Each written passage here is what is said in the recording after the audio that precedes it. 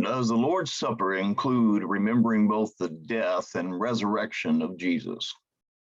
Welcome to A Few Moments with Perry. When people object saying, Jesus did not say, remember my resurrection, he said, remember my death, they are missing some valuable information. First, why do we share the Lord's Supper on the first day of the week? Many answer, well, our authority is the example that we find in Acts chapter 20, verse 7. May I suggest we go deeper? May I suggest that's actually the wrong question. Why should we follow the example of the first century church as to when to take the Lord's Supper? Think about it this way. If Christians are not our authority and a congregation is made up of Christians, then how can we say and cite the first century church as our authority? Therefore, may I suggest that the right question is, why did the people in Acts chapter 20, verse 7, observe the Lord's Supper or the breaking of bread on the first day of the week? This practice is seen not only in Acts chapter 20 in verse 7, but it's implied by the fact that the Corinthians were told to take up a collection, 1 Corinthians chapter 16, verse 2, because they were already meeting on the first day of the week. So why do congregations in the first century in both Acts and in 1 Corinthians meet on the first day of the week? I think you know the answer.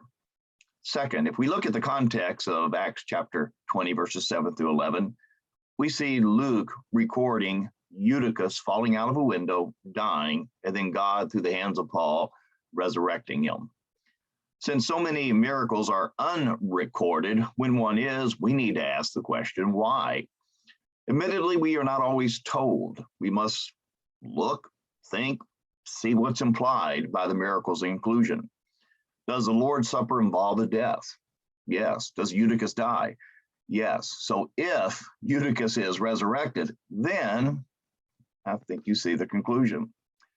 Third, when Paul wrote, for as often as you eat and drink the cup, you proclaim the Lord's death, 1 Corinthians chapter 11, verse 26, the word death encompasses everything associated with it.